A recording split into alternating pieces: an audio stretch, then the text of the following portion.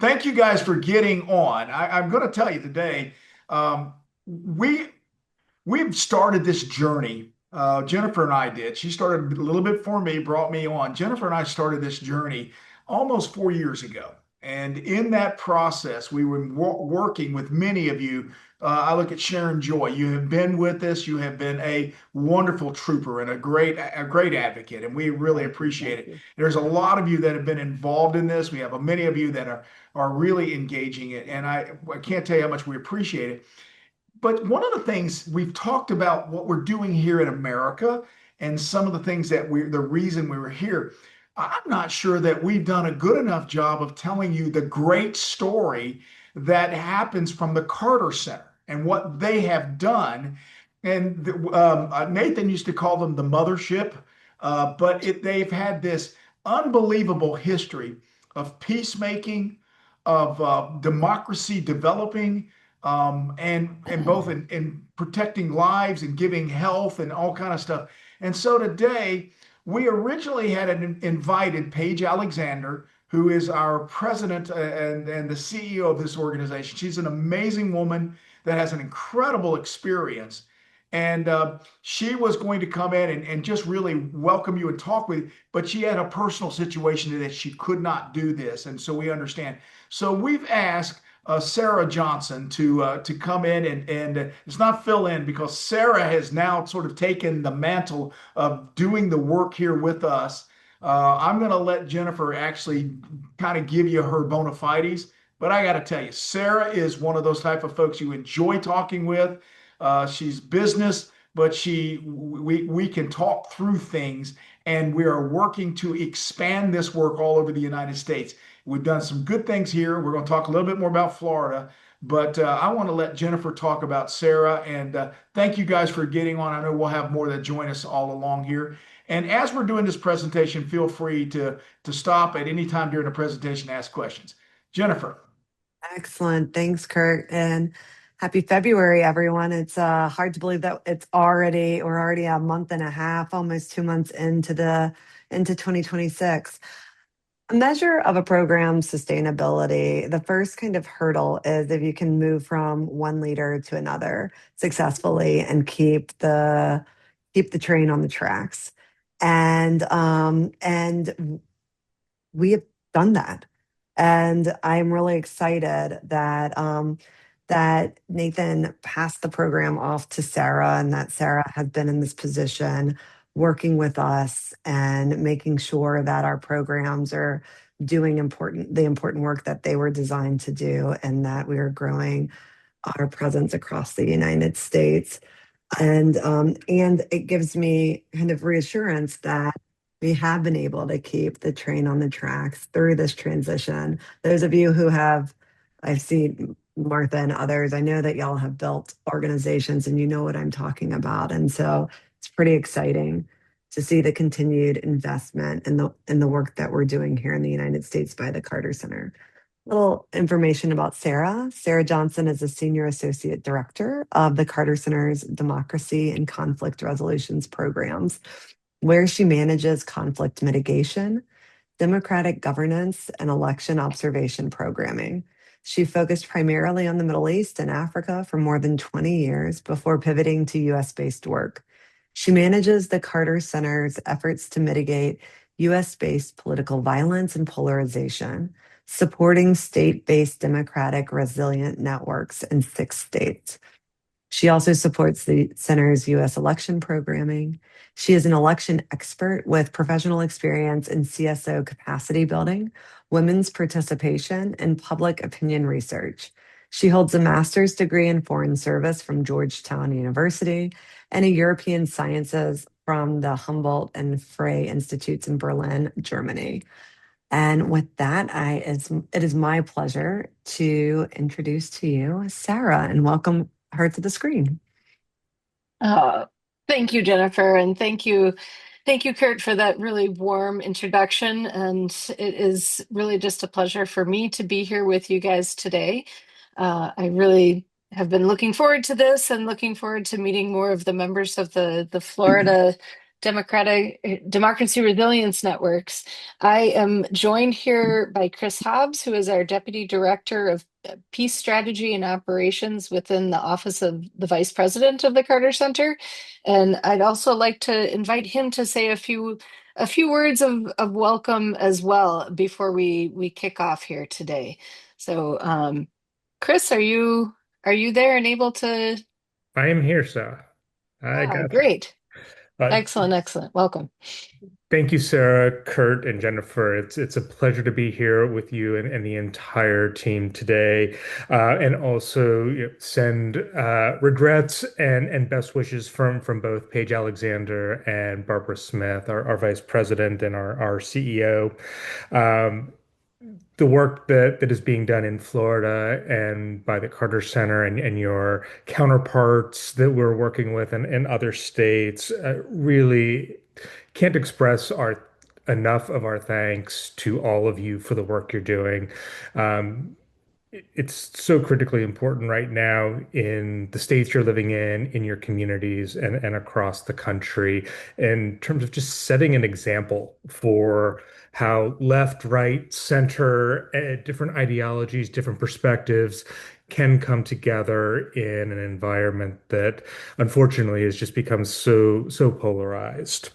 Um, I do also want to just notice, as you know, Kurt and Jennifer mentioned the amount of support that you have, and within the Carter Center, one of my roles really is to support Sarah and support the team here in Atlanta to make sure that they get what they need to make your efforts successful.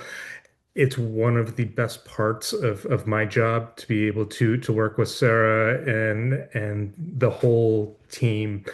I think it's also important to know just how much support this has at the highest levels of the Carter Center. Our board is deeply engaged, our leadership is deeply engaged.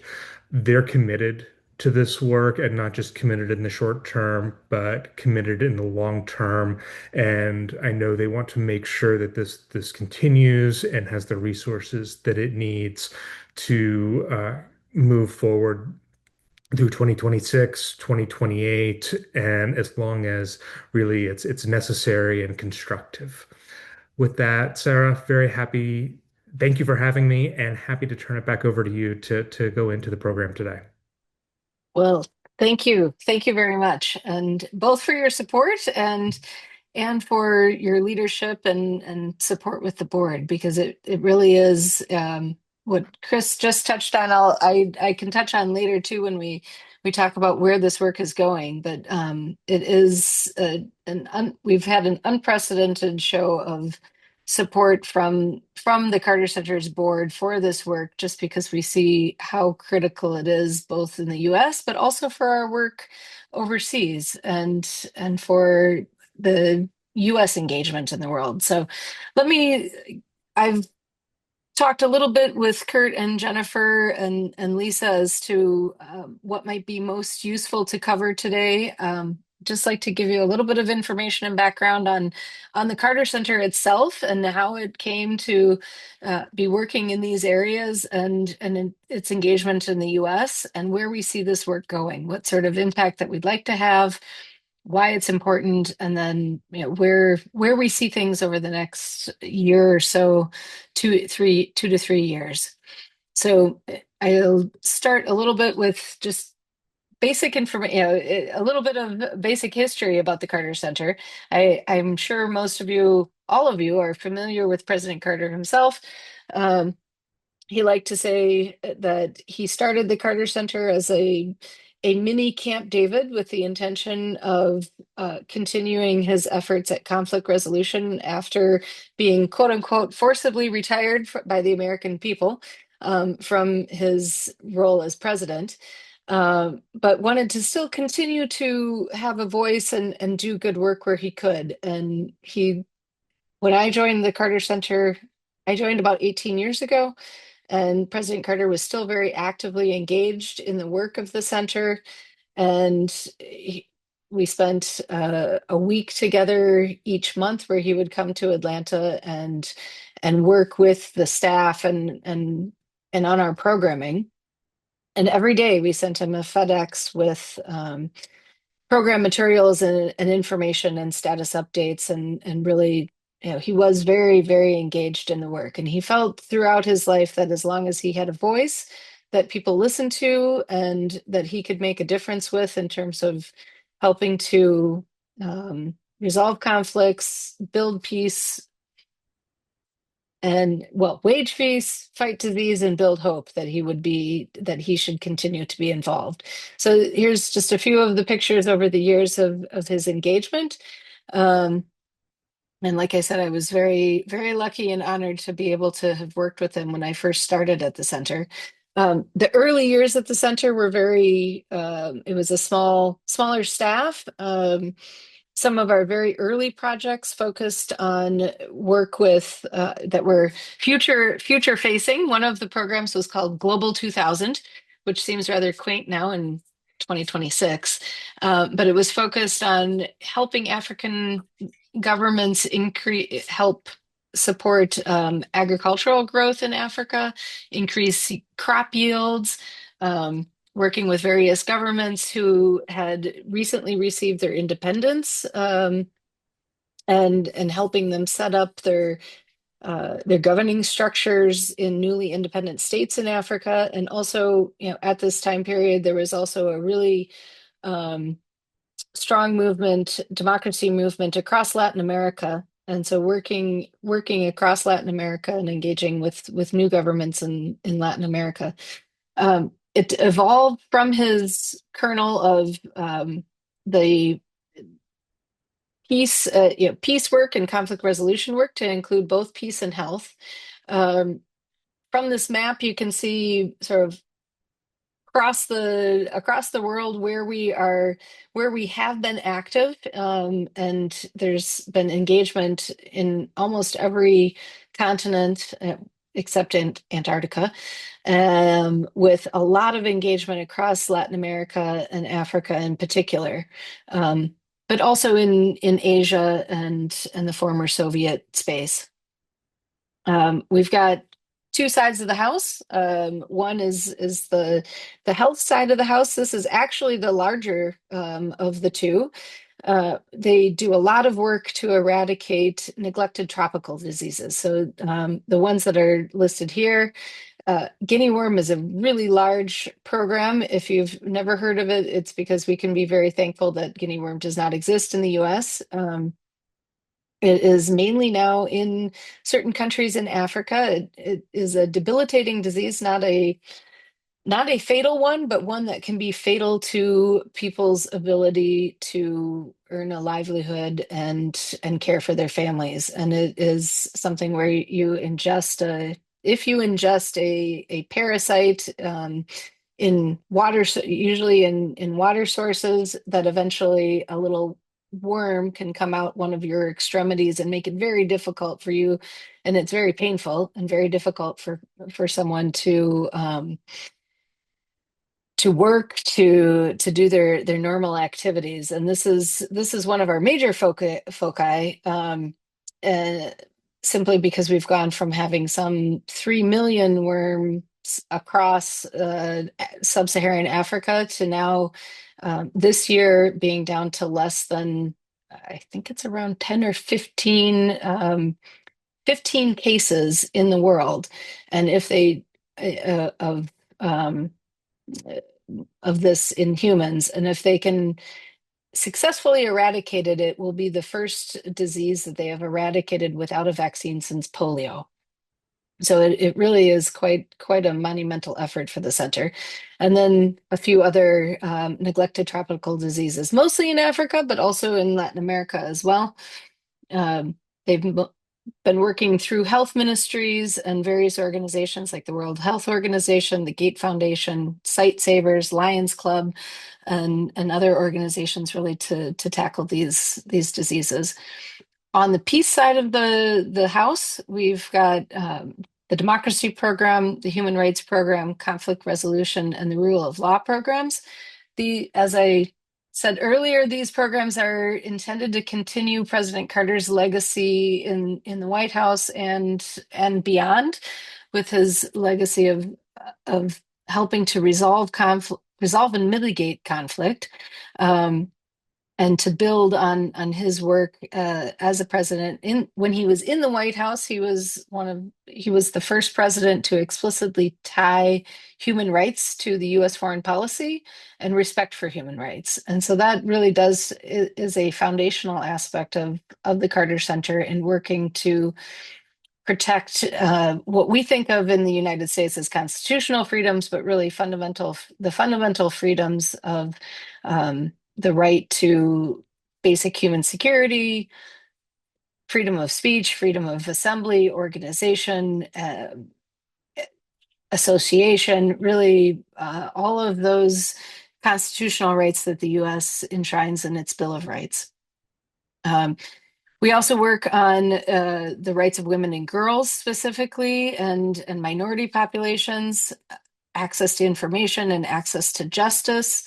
And one of our flagship programs at the Carter Center is election observation.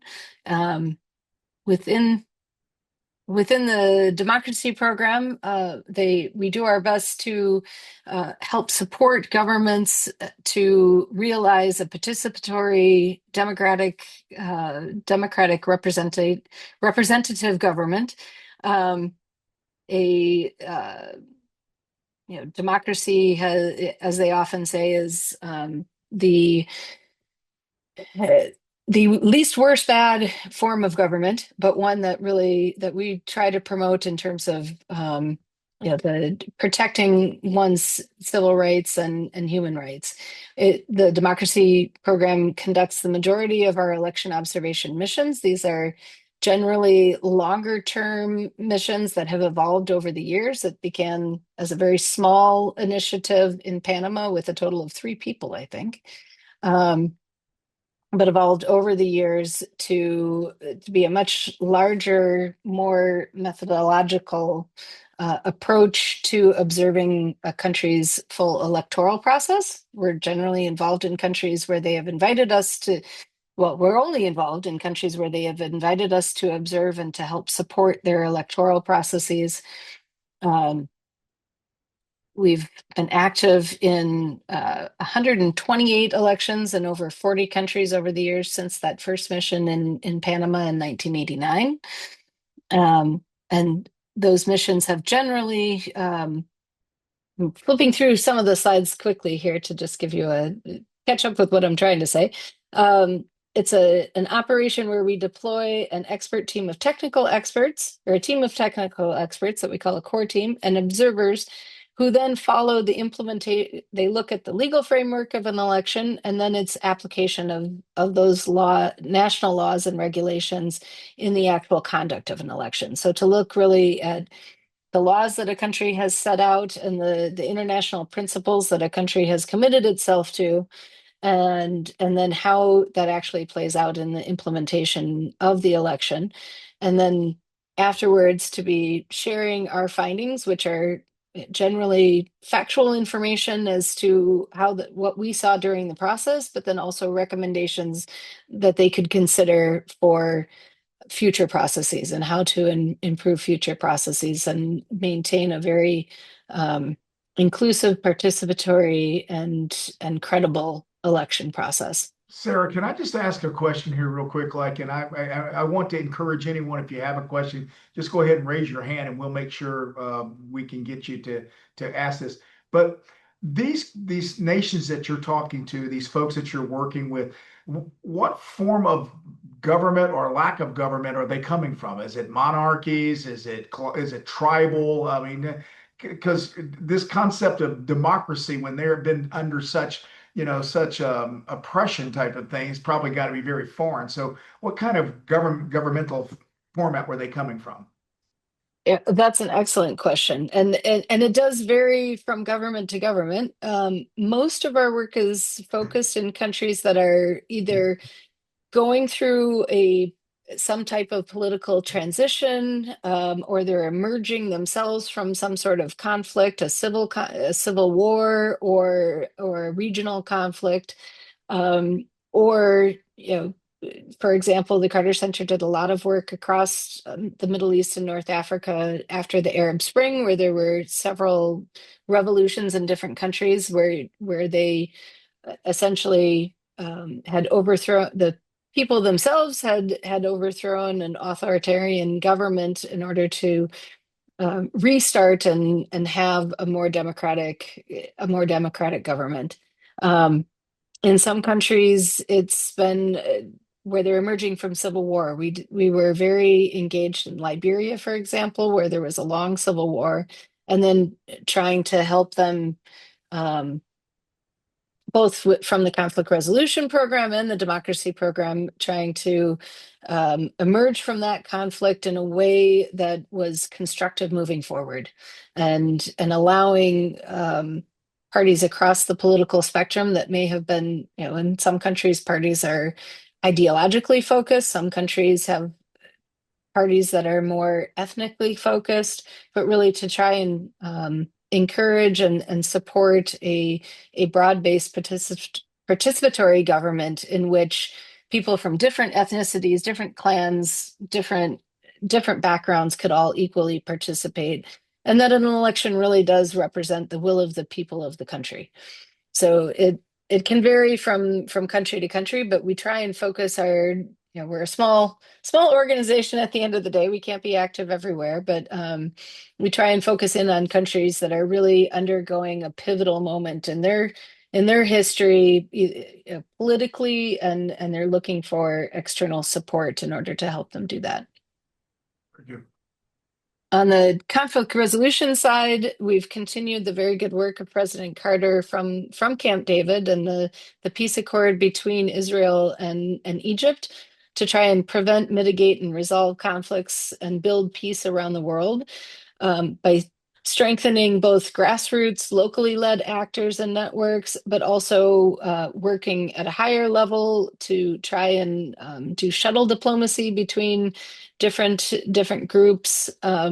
This has ranged from a variety of countries. Currently, they're involved in across the Sahel in Africa, the kind of that area that you see in dark green there in Africa, that is Mali and Sudan, but also moving into Cote d'Ivoire and doing assessments in Burkina Faso, Cote d'Ivoire, and Gambia. They're also active across the Middle East and mostly in the Levant and Israel, Palestine, but also Lebanon and Syria. And then, of course, the work that we're doing here in the United States as well. And it varies depending on the programming, on the target country, exactly what that programming is. But just to give you a flavor of it, some of it has to do with peace health work, where we're trying to help mitigate conflict and prevent conflict in areas where there are health crises. We've done a lot of work in Sudan. Also, that was one area of focus for our health programs, and on trying to eradicate guinea worm, and in Chad and Mali. And that is one area where we've done a lot of peace health work, where we've tried to resolve the conflicts so our health programs and the health ministries in those countries can do their work better. As we are doing this work overseas, President Carter, in his own right, was very active, has been active in the United States, or he had been. He, together with former Secretary of State James Baker, led the Carter-Baker Commission. They co-chaired a commission on election reform in 2005, which focused on a lot of issues that are really still very important here in the US today and that are really still very relevant.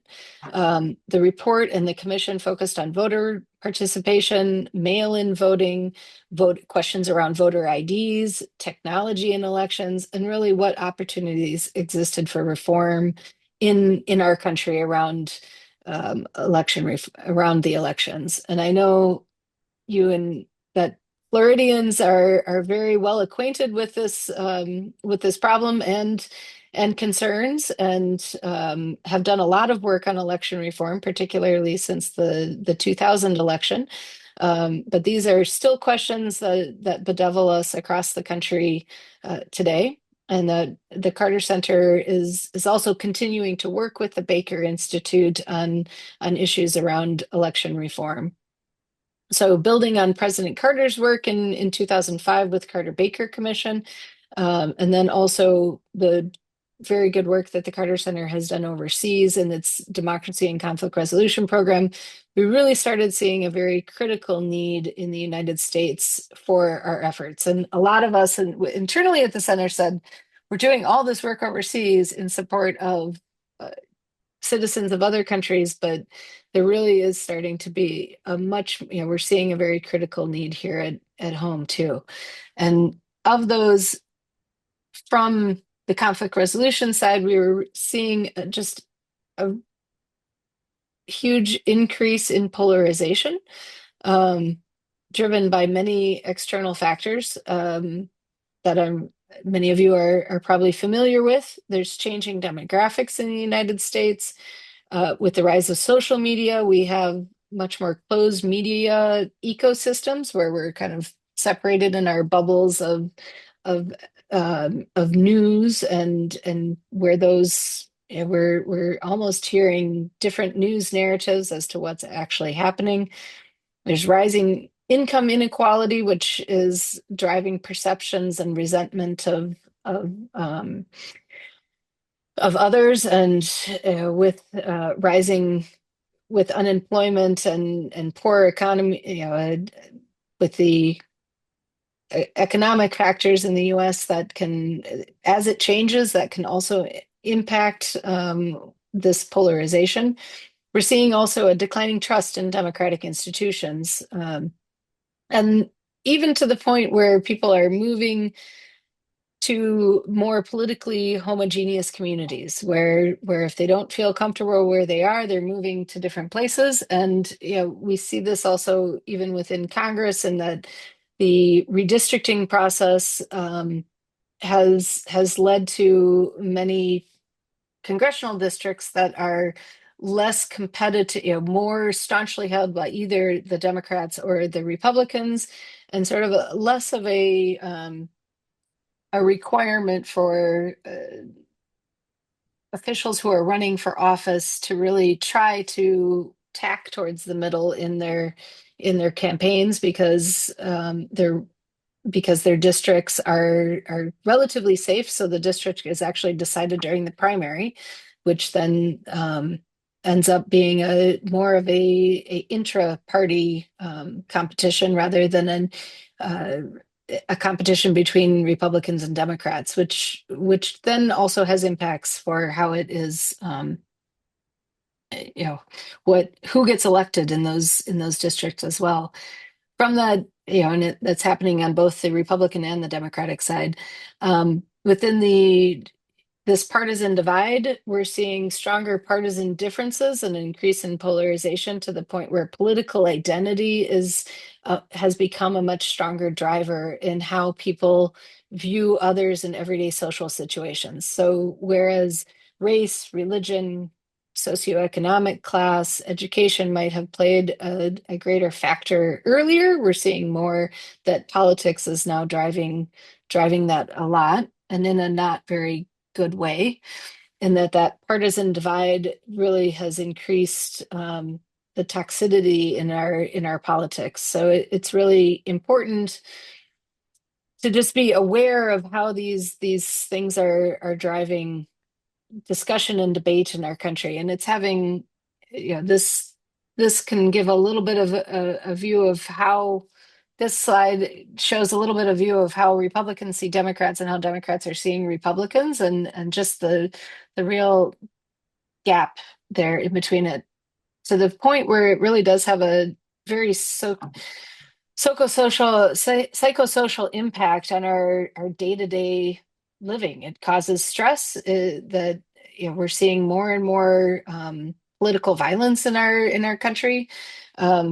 Within the last month, we've seen two attacks, two physical attacks on members of Congress, including one member from Florida that kind of barely even made the news because there's just so much going on in our country today.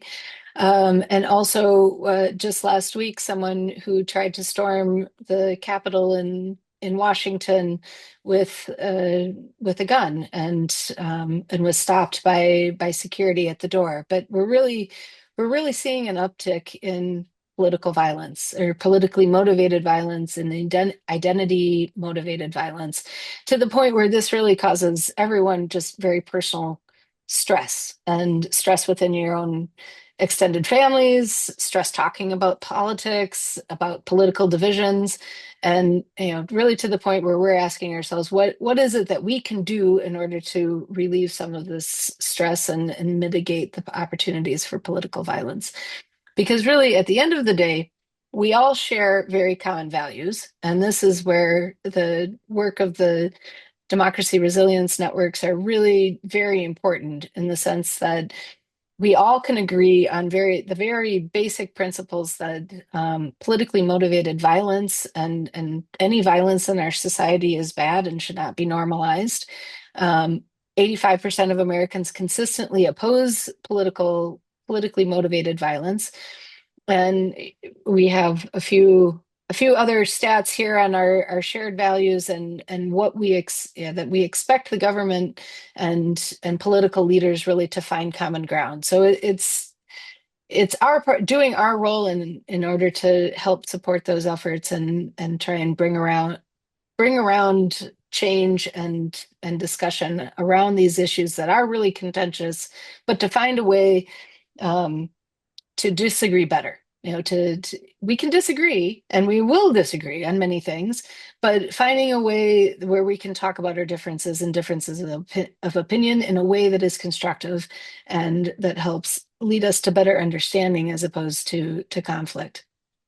So within the Carter Center, we have the Democracy Program and the Conflict Resolution Program are both undertaking serious efforts to strengthen U.S. democracy. The Democracy Program is sponsoring pilot programming in several states on training and supporting citizens of those states to be election observers to help increase transparency, accountability, and public trust and understanding of the electoral process. We're also doing work from the Carter Center to support election officials and to be helping to support both with wellness guides and how they can help protect against the stress that they face in their work, but also by doing the work of election observation to be supporting election officials in their work and to be expanding the opportunities for participation in inclusive elections. And do you mind if I insert something right here about Florida as we're looking at this? So sure. what's motivated us here in Florida with this backdrop is doing things that Jennifer and I started way back and having and we're now going to expand it quite a bit this year. We want within the next several months to start having field trips to supervisor of elections. For those of you who have been on this a lot, we've brought supervisor of elections to come in and talk about what they're up against, or what their public persona should be, how the people should see them, what they're trying to communicate.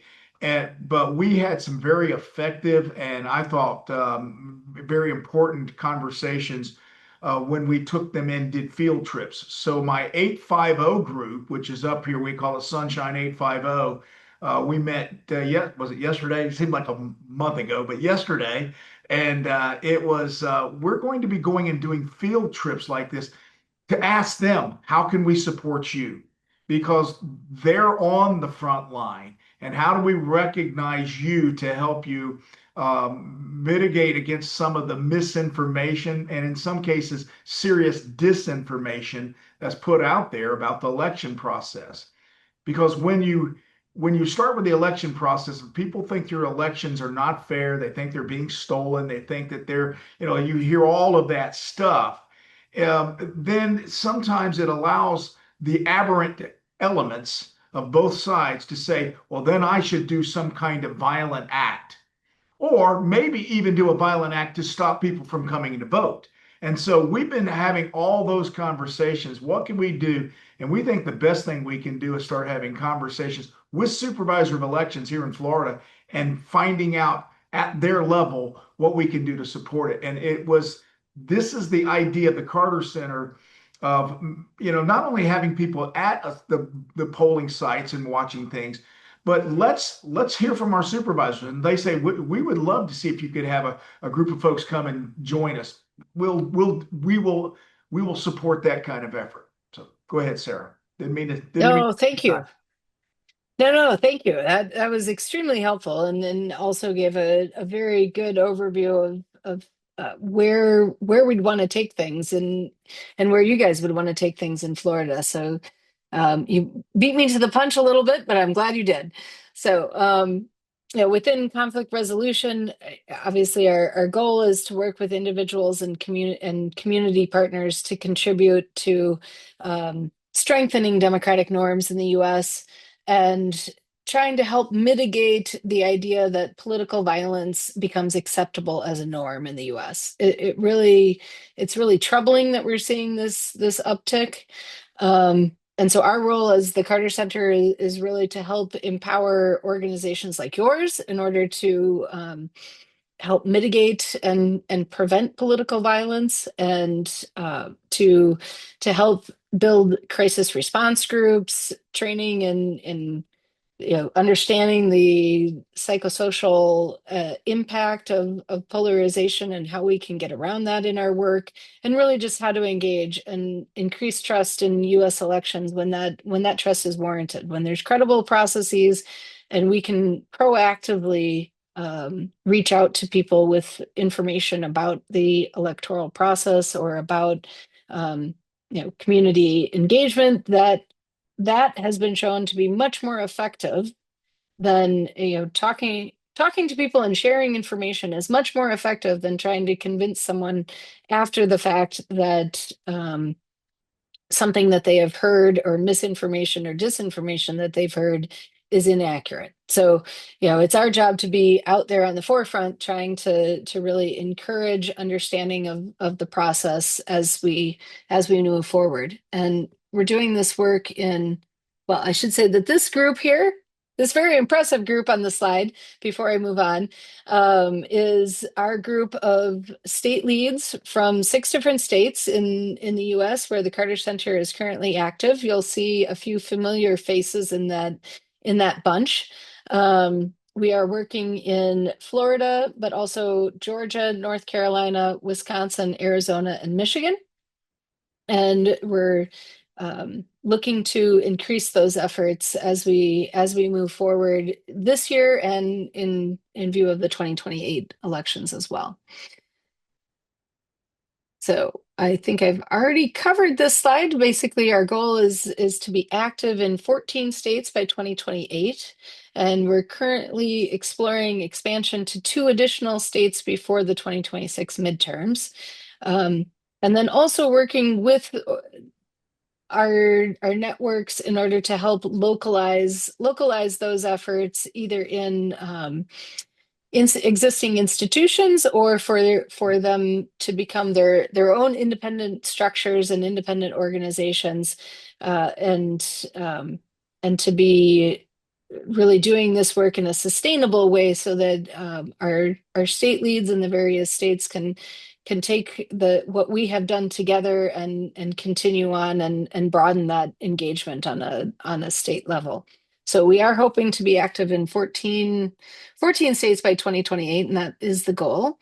In the US, on the democracy program side, they have piloted programs in Arizona, Georgia, and Michigan, but also Montana, New Mexico, and Nevada, and also provided mental health resources in collaboration with our mental health program to election officials to manage the stress of their roles and daily life and work, because it has become increasingly has become very stressful to be an election official in the US. We're seeing a drop off in people who are willing to work in as administrators of elections, and a need really to expand the support that those administrators have in the just throughout various aspects of their roles and public facing roles to voters and citizens. We've also done voter education and a lot in thought leadership and trying to contribute to the national discussion around issues of international norms and standards. Also, the U.S. and the U.S. government has also signed on to many different treaties that have to do with political and civic rights, including the number one the number one treaty is the International Convention on Civic and Political Rights. That is one that really enshrines internationally what we already have here in the U.S. in terms of constitutional rights and our in terms of respecting our constitutional rights. On the DRN side, we have reached almost 5,000 people through our outreach with activities and engagement and the work of the Democracy Resilience Networks. Our state leads have really been very impressive in being out there in the media, also promoting nonviolence and respecting cross-partisan civic engagement, trying to encourage greater civic engagement across our states. They've been featured many times in the media and in podcasts, and your very own Kurt and Jennifer and Lisa have been showcased numerous times just in their work and trying to support their engagement in the local community and across Florida. And I'm happy to say that we've reached over 8,000 people through our community level outreach and training initiatives, and really intend to continue to build on that.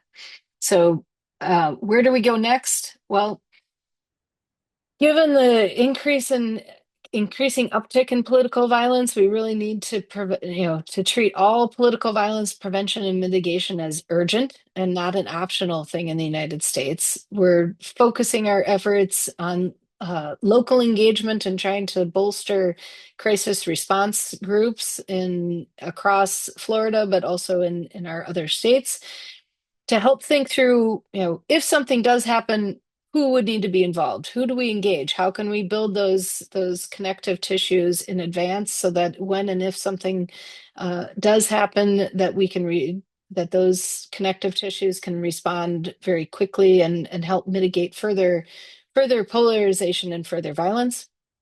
And also just in advance of the midterms this year, to really try and do more work on civic education around election issues and question, the national debate on various issues. And there are many, but trying to focus in on many of those issues that are both polarizing, but also have the potential to undermine faith in what really is a very credible election process in the United States.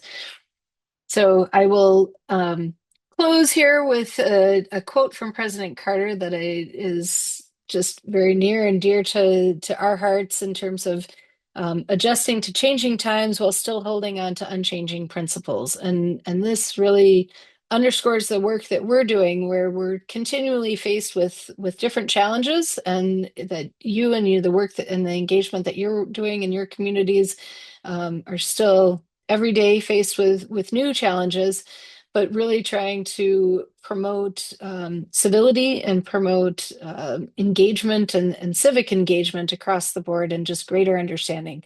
And like I said earlier, the goal is not necessarily that we're going to convince or agree with everyone, but really that we can discuss these things in a constructive way and help come to an agreement and try and how shall I say, really meet that help our public leaders meet the faith that Americans put in us, and that 85% of our population really does still adhere very closely to the idea of shared values and cross-partisan engagement, and that we really can help elected officials and help civic leaders help meet that by supporting them in their work. So Sarah, I um, love the way you said earlier. You said we need to learn to disagree better, and I think that's fair because we just can't take our huddles and go off and fight each other. I will say this, but I'm going to open it up for quick questions and so forth here, anyone. But you should be proud of the work that you're doing and the organization nationally, internationally, and what they're doing. The Carter Center is a standard bearer for doing good things across the world, across the globe. And the fact that they've recognized that we've got to have these conversations now is critical. And I look on this page. I've got the page so I can see everybody, and I'm impressed with the number of folks that continue to engage this process. And it's not just an academic exercise. And we're really trying to put feet to this. So an incredible expert here that has talked to us. Anybody got any questions or comments you'd like to just come off of mute and ask the questions. Anybody? I'll give you just a couple of minutes before we close out. I'm happy to answer any questions, or I'd also just love to hear from you guys as to how you are seeing things in your communities as well, and if this you know the urgency that we are seeing, if you are feeling in your communities the urgency that we are seeing things, I think from the Carter Center's perspective, it was really, we really felt very strongly that we needed to bring home a lot of the conflict resolution and civic education and work around elections that we did overseas in the U.S., because it was becoming just such a such a focus and intense issue of polarization in the United States as well. So I'd love to hear from you as well if there are critical issues that you see coming up in your communities as well. Yeah. Comments? Sharon Joy. Just come off of mute, ma'am. I don't unmute you. You get Yes, to unmute thank you. Go you. ahead. Thank you. There we go. So, Yes, ma'am. Sarah, thank you. That was absolutely remarkable. And I think I'm doubling up. Let me just see. I think I'm in on two different sessions. Hang You're on. okay, though. We can hear you fine. Yeah, Okay. we see Okay. you. So Thank you. my cut to the chase is reverberating, which is symbolic, is let's network with other networks in Florida. And Mhm. let's use that as a template with the Carter Center. Because I personally, and I know we have two others at least from the Florida network, we Mhm. network with groups doing this, like Braver Angels. One of the leaders is here in Florida. We have a group in Sarasota that is doing this. So, Kurt, I'm with you. Stand in line. And Lisa, happy to see what you did down in Miami-Dade. So, with what you said today, Sarah, there is more we can do than supporting the supervisors of election. As a Right. matter of fact, on Monday, we have the Quakers coming to the Florida network to share the program they have been giving around the Quaker network and other Oh, interesting. peacemakers and how to respond, how to stand up and be present. So the net of my reverberation statement is let's network with networks. Thank you. Very good. Thank you, Sharon. I love that idea. Thank you, Shanjoy. And she has shared that with us before, and I know that Jennifer has been working that. In many cases, we are having those conversations and bringing them together, and I think we're about ready to see that some of the work on that come together even more so. Terry Mott, Terry, I see your hand up. Go ahead. Yes, thank you. I'm one of well, Sharon Joy is one of my my major mentors, so you know where I'm coming from here. But I love that idea, and I'm trying to do the same thing that Sharon Joy is doing over in. I'm on the east side of Florida, trying to do the same thing she's doing. But I heard a startling statistic when we. I love the presentation, and I especially loved the comment. Local community identity is a stabilizing force over partisan identity. In my community, I was one of a 5-member team for the past several months, trying to improve our Speak Up Brevard program. We have a program annually. The county comes out and asks citizens to tell us how can we improve our government. Mhm. And we worked for several months and made some improvements, which they accepted, which is wonderful. But one of the major challenges is that we have to, when we talk about norms and standards, I heard a statistic recently, a recent study that 39% of American citizens do not recognize that we have 3 branches of government.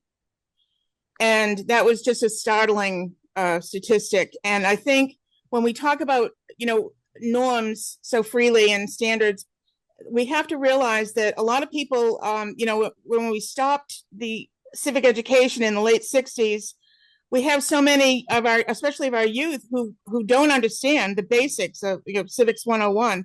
So I think that when you're promoting democracy, getting civics education out there, which is something a couple of organizations I'm involved with is trying to do. But I think we need to, when we talk about these norms, that realize that there are a lot of people that just don't understand how important understanding the government is, and not to just assume that they're disinterested and they just don't understand the importance of it. So I guess that's my point. That I love Sharon Joy's. We are connecting. There's great things happening in Florida right now from the ground up. So it's very exciting to hear what you're doing from the top down. And we're going to meet in the middle and get this done. Well, Terry, thank you. Thank you for that. The town hall sounds really fascinating. That sounds like a great outreach on the part of your local government. And it's really interesting to hear both you and Sharon Joy talk about 2 aspects that I wanted to just touch on. The question of civic education at a younger, in education for younger people. We actually have just recently started talking within the center about what we can do in order to promote civics education in schools. And that is also actively under discussion on our end as well. So it's sort of validating to hear you say that as well. So I'd love to hear more about that. There is a course on elections and election observation that a professor has started, coursework that a professor started and reached out to us on for a college course for college students. And I just learned today that there are professors at some 10 different universities that she has reached out to that are interested in teaching the course at their university. And it's based on some of the work around elections and civic education from the Carter Center. So we are starting to move more in that area and doing work around that as well.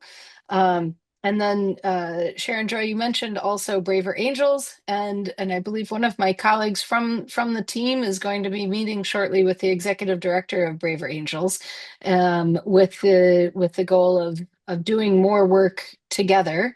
Their national conference is coming up, and Tom Crick, one of my colleagues, is planning to attend the conference and also explore avenues for us to be doing more work together nationally as well. So it would be interesting to make that connection also on the Florida level.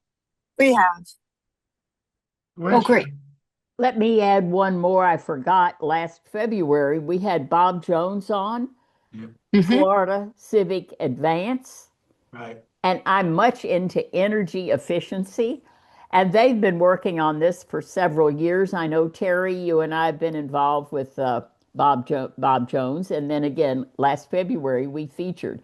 And my other thought, just by coincidence, if you don't have somebody scheduled for March the 19th for our Florida group folks, you may not know the name May Cryer, but you probably recognize the name Rosie the Riveters. We can do it. She's going to be 100 years old on March the 21st. I recommend we invite May Cryer as our guest for Sun 100, if she's open to it, for March. I think that's the 19th.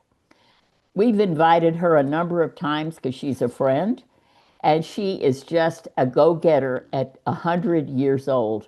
And yes, we can do it. All right. That's a great suggestion, and we may have that slot open. We right now had someone we invited, but Sharon Joy, we may have that. We really weren't going to say who we have coming because we hadn't 100% got it confirmed. So that's a wonderful opportunity. We'll talk about that. All right. I want to say, first of all, guys, we're right up against the time now. Look, we hit it right at 2 o'clock. Thank you for getting on. Again, Sarah, you're amazing. The years that you've spent in this is just incredible. You've been such an encouragement to us all, and we appreciate your great work that you've done and continue to work. And folks on the Sunshine 100, thank you. Yes, we will have somebody on the 19th. We'll let you know. We'll promote it. Sharon Joy, I'll probably have Jennifer reach out to you and try to see if there's a coordination there. But with all of that said, thank you guys for getting on the call. We appreciate you. We love you. And thank you for the great work you're doing. And let's continue to do the good work as we're trying to just be great citizens. And with all of that, we'll see you next month. God bless.